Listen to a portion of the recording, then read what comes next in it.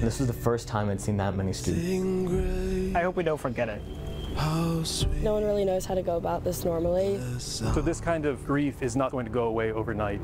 For hours, we had to process a crime scene. Chris got up. He was like, "You guys are always messing with me." To let people know what we knew. I couldn't believe it was my son. To let them know that their young people are okay. He said some people was picking on him. He didn't know how to handle it. We just received information the suspect is in custody. Just need a moment to thank God. I'm sorry on his behalf. Our hearts are still grieving. It's very emotional. It's going to take a community to heal. The families will never get over this. 1 year later, the UVA community continues to mourn the loss of 3 football players killed in a shooting on campus grounds. Thanks for joining us here at 5:30. I'm Julie Bragg. And I'm Leland Pender. Devin Chandler, Lavelle Davis Jr., and Deshaun Perry were killed after returning from a class field trip. Our Bill Fitzgerald is live now from UVA, where members of that community have been honoring the lives lost on this solemn anniversary. Bill. Leland, and it is indeed solemn, but communal. I'm here at Scott Stadium, where members of the community continue to honor the lives of Lavelle Davis Jr., Devin Chandler, and Deshaun Perry by bringing flowers to their plaques that are inside the Legends Walk here. They were killed in that mass shooting on campus last November. Mourners have been gathering throughout the day, as I said, creating that memorial both here and on the grounds, the lawn, I should say, paying their respects to these Cavaliers who were killed. Now, our Caroline Colburn spoke to a UVA professor who shares how the shooting impacted the entire campus and explains how this is not the first time a tragedy at the Charlottesville campus has made headlines. University of Virginia grounds. Centered around this building, the Rotunda, an academical village students and alumni old and young frequent for its tradition and beauty. I love all the nice picturesque postcard scenes that you see. It's a place that for years was quiet and for the most part stayed out of national news. For my first number of years here, beautiful college town, wonderful engaged students. But for more than a decade, I'm Chief Longo, the Charlottesville Police Department. Charlottesville. The University of Virginia. Charlottesville. University of Virginia. Charlottesville. That certainly hasn't been the case. It began in May of 2010. After Yardley Love's death, A fourth-year lacrosse player was murdered by her former boyfriend and fellow lacrosse player, George Hughley. Then in September of 2014, It's been 5 weeks since 18-year-old University of Virginia student Hannah Graham disappeared. her killer tied to the death of another teen girl. 1 month later, Rolling Stone published an article alleging a violent rape at a UVA fraternity. A story that was later retracted by the magazine. In the spring of 2015, police pinned third-year student Martise Johnson to the ground. Yo, his head is bleeding! Images and videos of the incident went viral. Then in August of 2017, Charlottesville and UVA experienced its most violent 48 hours. White nationalists with tiki torches marched across the lawn before the deadly Unite the Right rally on August 12th killed counter-protester Heather Heyer and 2 state troopers whose helicopter crashed. Awful. It was really, it's like, what is happening here? Most recently, November 13th, 2022, a mass shooting. 3 football players killed, 2 other students injured. A community on lockdown. We just received information the suspect is in custody. Media historian and Professor Aniko Badrakosi has been on grounds through it all. UVA administration and faculty, I think, it's kind of, in this horrible way, we've kind of gotten used to dealing with, crises and traumas. Her job involves teaching students about major news events, including some of the tragedies UVA has experienced during her 22-year tenure. But our students are far enough removed that we're able to engage it in the classroom. But last year's shooting, this is still a hole in our hearts. Is not something she can talk about. But that was really, really, really difficult. They were succeeding, they were doing great. My heart broke for, for those parents. The deaths of Lavelle Davis Jr., Devin Chandler, and Deshaun Perry are still being strongly felt across this college community. It's definitely been an experience trying to support people and just making sure you're here for everyone. Third-year Chloe Edwards says she'll never forget that Sunday night. Definitely fear, just a lot of confusion, because no one really knew why any of this was happening. The New York native realized what she thought of as sacred grounds weren't immune to the reality of the world. When you come to college, you expect a safe, fun, carefree environment where you can just focus on your studies. Whenever you go somewhere, it's going to be a thought on your mind. UVA is not a safe space, but that's not because UVA is any different from any other American college campus. UVA's painful past has seemingly strengthened its students and their relationships with one another. We've definitely put our hearts and souls behind the football team, kind of rallying behind a team, even if it's not for a win. First-year Clay Grishas applied to UVA 9 days before the shooting, but couldn't imagine his college life anywhere else. I've enjoyed all my time here, and it's something that I look forward to coming back to. He and his fellow Who's will gather Monday to remember the lives of the 3 students who no longer get to call this place home. We all experienced that tragedy in different ways last year, and just because it's a year later, that doesn't mean that we should forget what happened. Just like in years past, they will move forward, remembering what brings so many new faces here each year. UVA, it actually is a community. I couldn't imagine teaching anywhere else. All over Beta Bridge here on UVA grounds, you'll see Lavelle, Deshaun, and Devin's names and numbers. You'll also see the phrase UVA Strong. It's a saying that's helped this community get by over the past 365 days. In Charlottesville, I'm Caroline Colburn, CBS 6 News. We're also looking back on what exactly happened that day and then the weeks and months following. Our Laura French breaks down a timeline of the response to the shooting and the investigation. The night of Sunday, November 13th, 2022, a charter bus returns to the grounds of the University of Virginia to drop off 22 students and a professor who had traveled to Washington, D.C. earlier in the day to attend a play about the tragically short life of Emmett Till. At about 10:15 p.m., the bus parks outside the Culbreth Garage, just steps away from UVA's famously painted Beta Bridge.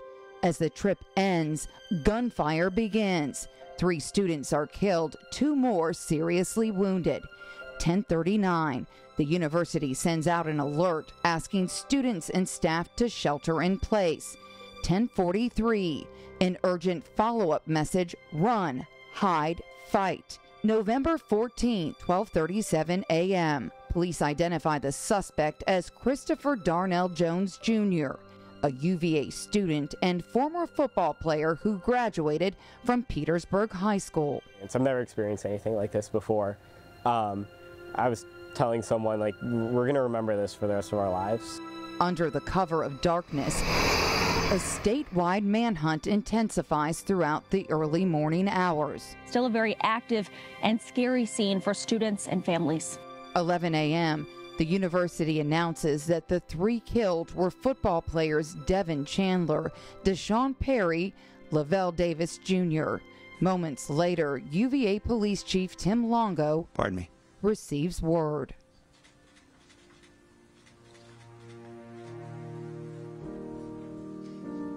Thank you, Captain. We just received information the suspect is in custody. The alleged gunman captured after a traffic stop on Edgelon Street in eastern Henrico. One search over, while the quest for answers is just getting started. What happened? What happened? Why did it have to get this far? Prior to the shootings, Jones had twice caught the attention of UVA's threat assessment team, once as part of a hazing investigation, and most recently 2 months prior, when someone told Student Affairs that Jones talked about having a gun. That night, a grieving student body mourns by candlelight. November 15th, one of the surviving victims is identified as Mike Collins, also a football player. The other, a female student named Marley Morgan. And a witness from the bus breaks her silence. And then After he pushed him, he was like, you guys are always messing with me. He said something weird like that. But it was very bizarre because they didn't talk to him the whole trip.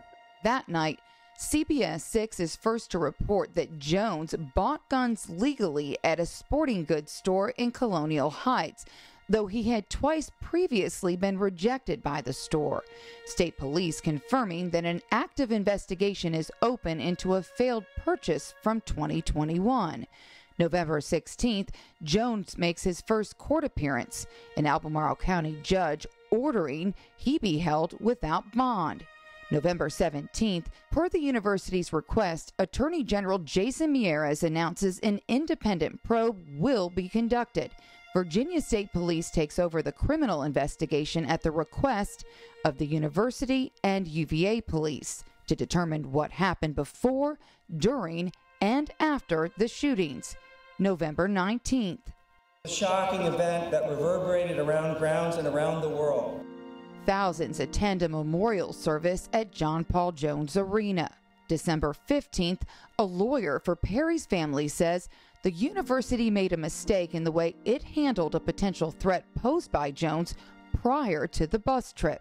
Threat assessment was not conducted correctly. They could have removed him from campus well before this incident. March 14th, 2023, a miraculously healed Hollins rejoins the Cavaliers for spring practice. September 9th, emotions run high inside Scott Stadium as the team plays its first home game since the tragedy. That same month, a grand jury indicts Jones on more than a dozen new charges, including multiple counts of aggravated murder, which carry with them a life sentence. October 20th, the Attorney General announces that the outside investigation is complete and the results will be sent to the university, but not released to the public. School leaders later say that will happen once they review and fact-check the report. November 2nd, the Board of Visitors holds a closed meeting to discuss potential litigation stemming from the shootings and plans to make changes to public safety on campus. 1 year ago today, 3 University of Virginia football players were killed in a mass shooting on the Charlottesville campus. Good evening and welcome to CBS 6 News at 6. I'm Janine Samuels. And I'm Bill Fitzgerald, anchoring our coverage outside Scott Stadium tonight. 1 year ago, Lavelle Davis Jr., Devin Chandler, and Deshaun Perry were shot and killed after returning to grounds from a class field trip. Here at Scott Stadium, members of the community have been coming together all day to honor those lives with a touching memorial that is actually growing by the minute.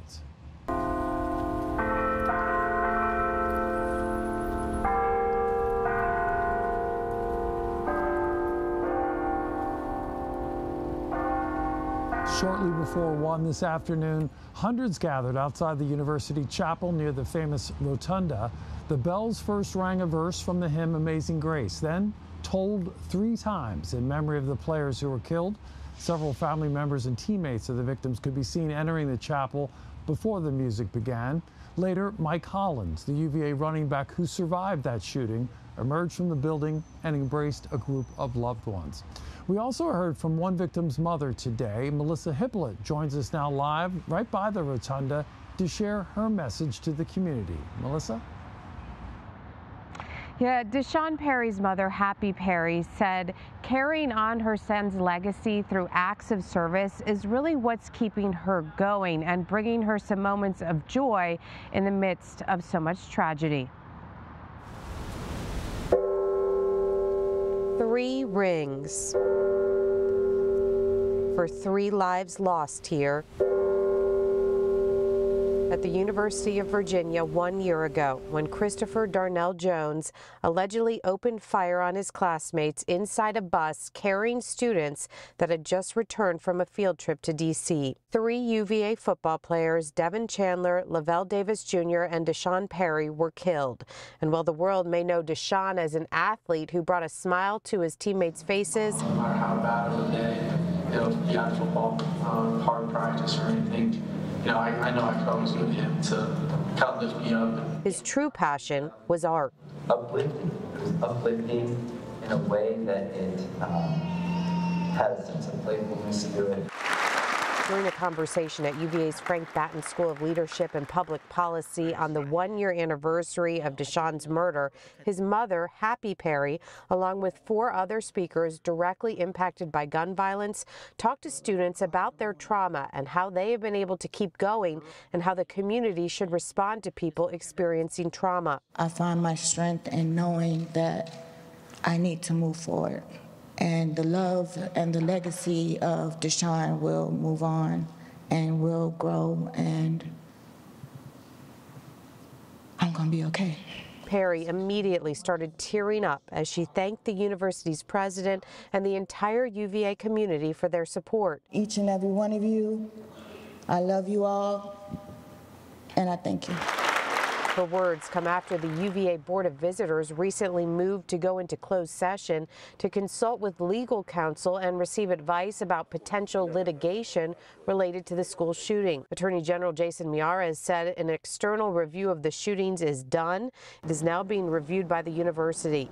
UVA said they hope to release that review in early November. Here's CBS 6 legal analyst Todd Stone. So it sounds to me like the Board of Visitors recognizes that there's some concern of potential liability there, and they want to make sure that they've exhausted everything and investigated it in a way that won't have a negative impact on the criminal cases. It's a lot of dehumanizing that goes on when these instances of violence occur. While the community awaits the opportunity to read the review, Perry says she is spending her time giving back in a way that Deshaun would have wanted her to. Every day he gives me something else to do on my to-do list. It's something else to do, and I'm going to get it done. And we also heard from a member of the UVA football team who thanked Happy Perry for everything she is doing now to help the team and its players. In Charlottesville, I'm Melissa Hippolyte for CBS 6. Bill? All right, thank you, Melissa. On the most horrifying and terrifying, a heartbreaking day of their college lives, 2 young student journalists were called upon to report on the unfolding tragedy at UVA. It required a delicate balancing of their own grief with that of their classmates and the larger community. I was not awake, and I woke up the next morning at like 4 a.m. to like hundreds of text messages. Especially on social media and other apps, students were panicking. People didn't know what was going on. It was a Sunday night tragedy that would be challenging enough for seasoned professional reporters. You're doing your job, and then you're also like a student who's seeing this happen to other students and having to grieve and process while also doing a job that like doesn't have a lot of room for that. These are people that I would see playing football every week when I go to Scott Stadium, and also people that I would see walking around on campus. Last November, 3 young men were shot to death on a bus that had just returned to the UVA campus after a school field trip. Students Devin Chandler, Lavelle Davis, and Deshaun Perry were also athletes, members of the football team. With the suspects still at large, some of their schoolmates were now called upon to start gathering information from sources, from classmates, from administrators and police, and report the terrible news. Ava McBlain, then managing editor of the Cavalier Daily, recalls the whirlwind of emotions. Something like this that really rocks the entire community. It at least forced me to take a step back and think about like what is our role as student journalists. Like how do you tell a really hard story that affects everybody you know, and beyond that, everybody in the Charlottesville community. On the grieving campus, McBlain says she heard from students who did not want to share their pain with the news media, especially from national outlets who she said would arrive on grounds, then leave after their initial reports. But she said her role as reporter and student made a difference. We don't walk away from this. Like, this is something that we sit with every day, and we'll continue to sit with, and we continue to report on. So I think it's made me more sort of empathetic to the overlap of like how difficult it is to be someone dealing with pain and then have to share that with someone who maybe is not always respectful or who's going to sit with you and give you the time. For Duncan McGrath, the sports director for WUVA, the campus television station, the shock and grieving quickly brought a new perspective to his work that might have included after-game interviews with the very athletes who were killed. It makes me feel like they're more human, I would say, and really understanding and sympathizing with their human side from the athletes. I would say that's probably the biggest thing, at least for me, just recognizing that these are human beings. 1 year after that awful night finds a changed campus, but one which both of these journalists say has shown it can provide comfort, even as their work continues. I think everyone at UVA really came together, and that includes faculty too, and the people in the community. I think it was really a unifying state of mourning and grieving that I think has carried over into this year. How do we continue to report and talk about this, like, as things like the anniversary come around, in ways that are still honoring Lavelle and Deshaun and Devin, and thinking about the pain and the grief that people are still feeling and grappling with. And both of these young journalists say they could envision careers in their chosen fields, but they also say that sense of community that you've been hearing about is something they would really like to replicate wherever they go next. And you can find all of our coverage from today's somber anniversary on our website, WTVR.com. For now, Janine, I'll send it back to you in the studio. 5, 4, 3, 2, 1, touchdown! It's time for the Loyalty Automotive CBS 6 Sports Desk. Good evening, everyone. 1 year ago, the UVA football team was 3-7 and struggling through Tony Elliott's first season as head coach. Those struggles would become somewhat trivial late on the night of November 13th. As we have been documenting all evening, this is the 1 year anniversary of the tragic shooting that took the lives of 3 UVA football players on campus as they returned from a class field trip. Today, as the 3 have been remembered across Charlottesville, the mother of Deshaun Perry briefly shared how she has been dealing with her own loss over the past year. Every day finding joy in something that he wanted, and to live as Deshaun lived. The football team normally has Mondays off and was not available today for any comments on the remembrances around campus. Head coach Tony Elliott will have his weekly press conference tomorrow afternoon as they get ready to play Duke this Saturday.